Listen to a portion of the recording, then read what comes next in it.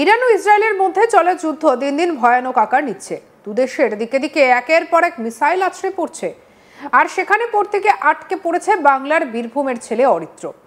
ছেলের বাড়ি ফেরার আশায় উৎকণ্ঠায় দিন কাটছে পরিবারের দাবি সরকার এই বিষয়ে দ্রুত ব্যবস্থা নিক, ঘরের ছেলে ঘরে ফিরে আসুক।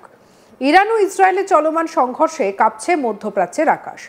দুই দেশের ছোড়া মিসাইল এবং বোমের আঘাতে রীতিমতো আতঙ্ক ছড়িয়েছে ইসরায়েলের বিভিন্ন এলাকায়। সেই আতঙ্কের আঁচ এসে পৌঁছেছে বীরভূমের মল্লারপুরে।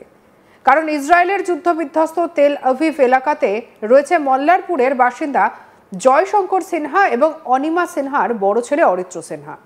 অরিত্র ভারতীয় বিমান নৌবাহিনীর একজন লেফটেন্যান্ট।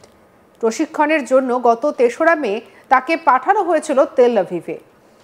আগামী ২০শে জুন দেশে ফেরার কথা থাকলেও যুদ্ধ পরিস্থিতির জেরে বাতিল করা হয়েছে তার বিমানের টিকিট।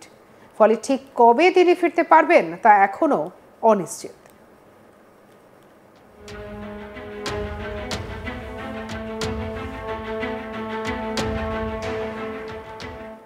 পরিবারের সঙ্গে মোবাইলে যোগাযোগ থাকলেও উৎকণ্ঠা কমছে না সিনহা পরিবারের।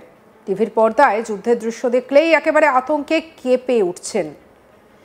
প্রতিটি মুহূর্তে কাটছে ঈশ্বরের কাছে প্রার্থনা করে। কি বলছেন অনিমা সিনহা, অরিত্র সিনহার মা, শুনবো। ছেলে আমার লেফটেন্যান্ট অফিসার ইন্ডিয়ান নেভির, ওকে ইসরায়েলে ট্রেনিংয়ে পাঠানো হয়েছিল 1.5 মাসের জন্য।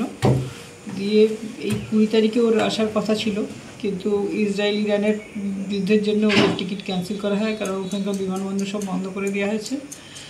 এখনও পর্যন্ত বুঝতে পারছি না ও কীভাবে আসবে, বা এখনও কোনো ডিসিশন নেয়নি সরকার। ও বললো আমাকে, আজকে বললো যে মা আজকে জানাবে কীভাবে কি পাঠাবে না পাঠাবে। কবে গিয়েছিল? গেছে আজকে 1.5 মাসের জন্য। গত 3 তারিখে ওখান থেকে হাইজ্যাক থেকে গেছে, 5 তারিখে ইসরায়েলে পৌঁছেছে। কবে চাকরিতে যোগদান করেছে? চাকরিতে ও 2018 সালে ট্রেনিংয়ে ঢুকেছিল, 2022 সাল থেকে চাকরি করছে, এখন ভাইজ্যাকে পোস্টিং আছে। আচ্ছা, ওখান থেকেই পাঠিয়েছে ওকে 1.5 মাসের ট্রেনিংয়ের জন্য।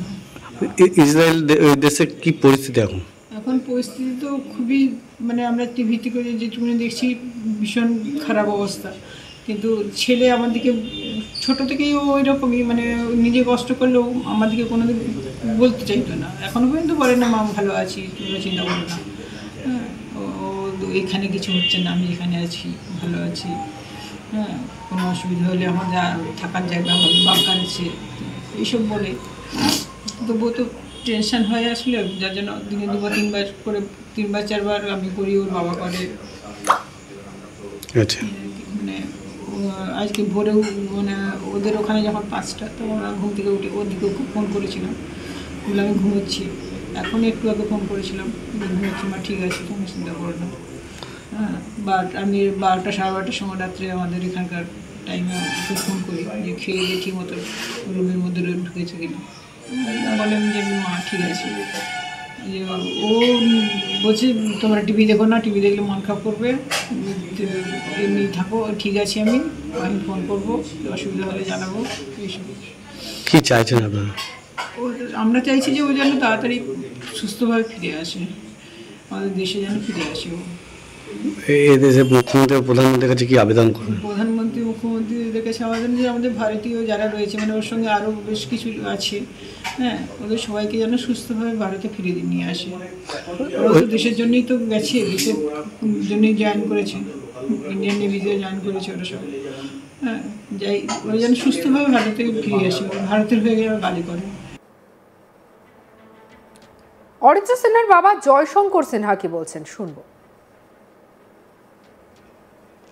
ছেলে মে মাসের 3 তারিখে গেছে ওরা ইসরায়েলের ট্রেনিংয়ে, ডিপার্টমেন্ট থেকে পাঠিয়েছে, ওদের ইন্ডিয়ান নেভি থেকেই পাঠিয়েছে। তো 20 তারিখে ফেরার কথা ছিল, টিকিট ক্যান্সেল হয়েছে এবং যুদ্ধকালীন পরিস্থিতিতে ওদের তো ফ্লাইট সব বন্ধ, এবং কিভাবে আসবে কি না আসবে কিছুই বুঝতে পারছি না। আমরা একটু উদ্বিগ্নের মধ্যে রয়েছি আর কি। তো এখন দেখা যাক, আজকে ইন্ডিয়ান এমবেসি বলেছে যে আজকে জানাবে যে কী পরিস্থিতি, কীভাবে আনবে আর কি। আমরা তো খুব দুশ্চিন্তার মধ্যেই আছি। আর তেল আভিভ শহরে বেশ কয়েকবার অ্যাটাক হয়েছে, আর তেল আভিভ শহরেই আছে আর কি। কবে গিয়েছিল?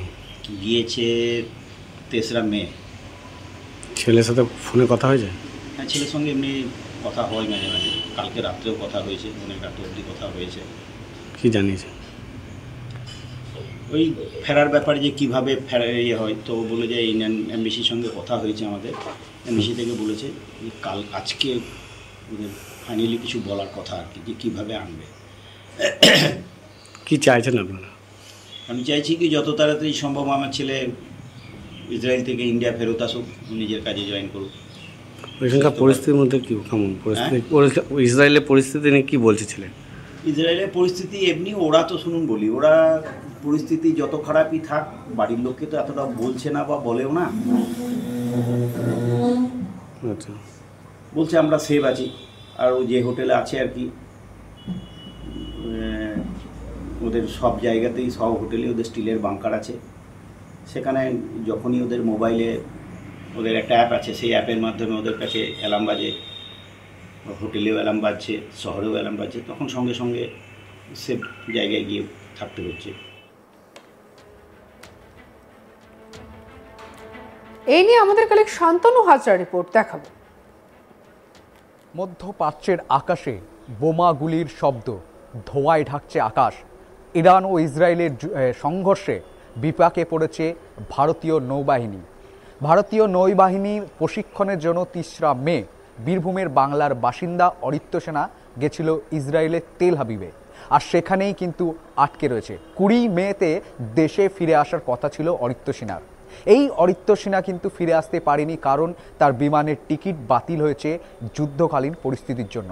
7 দিন লাগাতার কিন্তু ইরান ইসরায়েলের যে যুদ্ধ চলছে, সেই যুদ্ধে কিন্তু বিপাকে পড়েছে বাংলার বাঙালি 2 যুবক। তারা আবার বীরভূমের মোল্লারপুর থানার অন্তর্গত বাসিন্দা।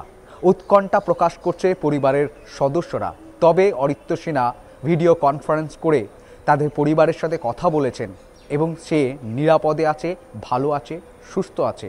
তবে প্রশ্ন তাদের পরিবারের মনে যে কখন যুদ্ধ পরিস্থিতি কী ভয়ঙ্কর রূপ নিতে পারে, সেই প্রশ্নই তাদের মাথায় ঘুরপাক খাচ্ছে এবং এক দুশ্চিন্তা কিন্তু কাজ করছে।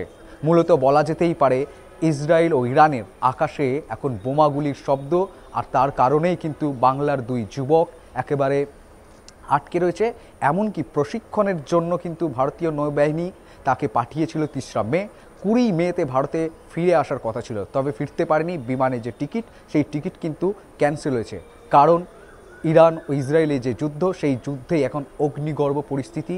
আকাশে বোমা, বারুদের গন্ধ এবং ধোঁয়ায় ভর্তি হয়েছে। রীতিমতো এই যুদ্ধ কিভাবে থামবে, এবার প্রশ্ন হচ্ছে ভারতীয়রা কিভাবে ফেরত আসবে, সেই নিয়েও প্রশ্ন হচ্ছে, যেখানে রয়েছে ভারতীয় নৌবাহিনীর প্রশিক্ষণ একজন লেফটেন্যান্ট অরিত্র সিনহা। সঙ্গে রাখুন আজ তাক বাংলার ইউটিউব চ্যানেলকে। অন্যান্য খবরের জন্য লাইক, কমেন্ট, শেয়ার, সাবস্ক্রাইব করতে ভুলবেন না।